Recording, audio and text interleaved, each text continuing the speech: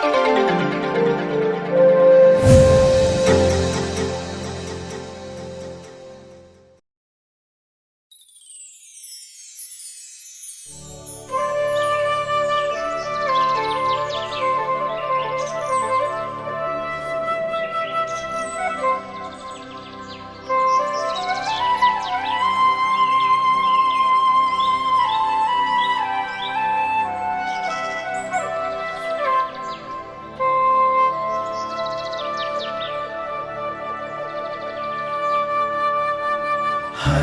घर में ईश वचन, सत्य वचन, जीवन वचन।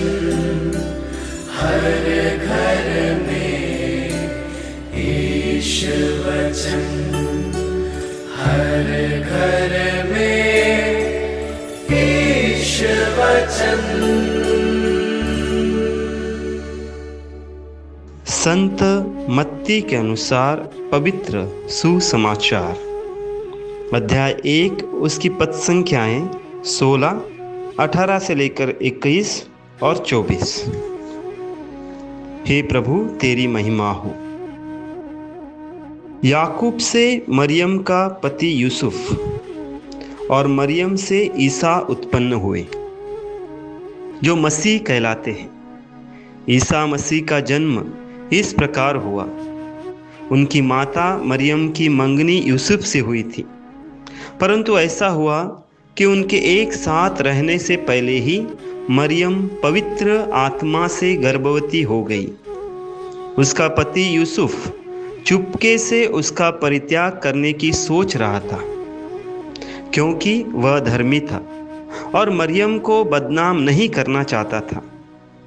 वह इस पर विचार कर ही रहा था कि उसे स्वप्न में प्रभु का दूत यह कहते दिखाई दिया, यूसुफ, दाऊद की संतान, अपनी पत्नी मरियम को अपने यहाँ लाने में नहीं डरे, क्योंकि उनके जो गर्भ है वह पवित्र आत्मा से है। वे पुत्र प्रसव करेंगी और आप उसका नाम ईसा रखेंगे, क्योंकि वे अपने लोगों को उनके पापों से मुक्त करेगा। यूसुफ नींद से उठकर प्रभु के दूत की आज्ञानुसार अपनी पत्नी को अपने यहाँ ले आया। प्रभु का सुसमाचार। हे क्रिस्त, तेरी स्तुति हो।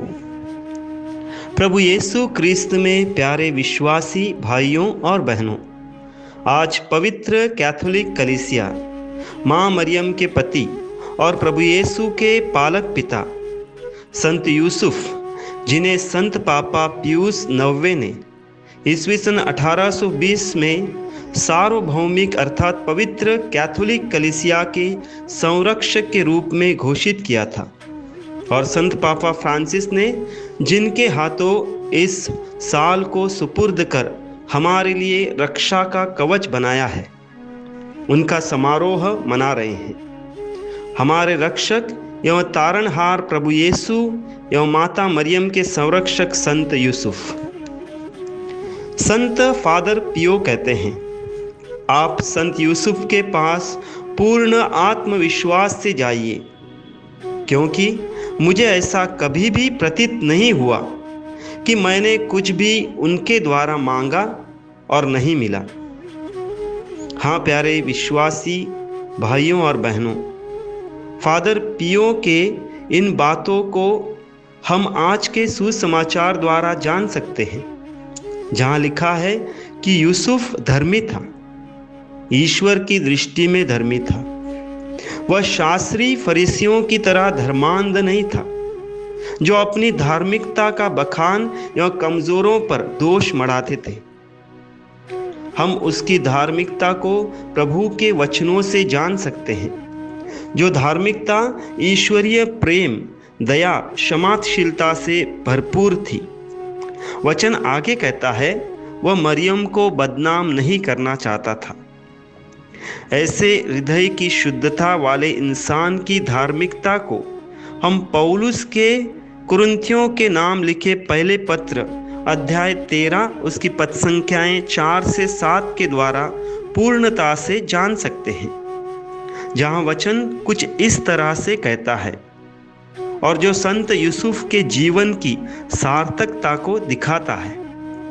प्रेम सहनशील और दयालु है, न ईर्ष्या करता, न डींग मारता, न घमंड करता, न अशोभनीय व्यवहार करता, न अपने स्वार्थ खोजता, न बुराई का लेखा रखता, बल्कि दूसरों के पापों को ढक देता है और सब कुछ पर विश्वास करता, सब कुछ की आशा करता और सब कुछ सह लेता है।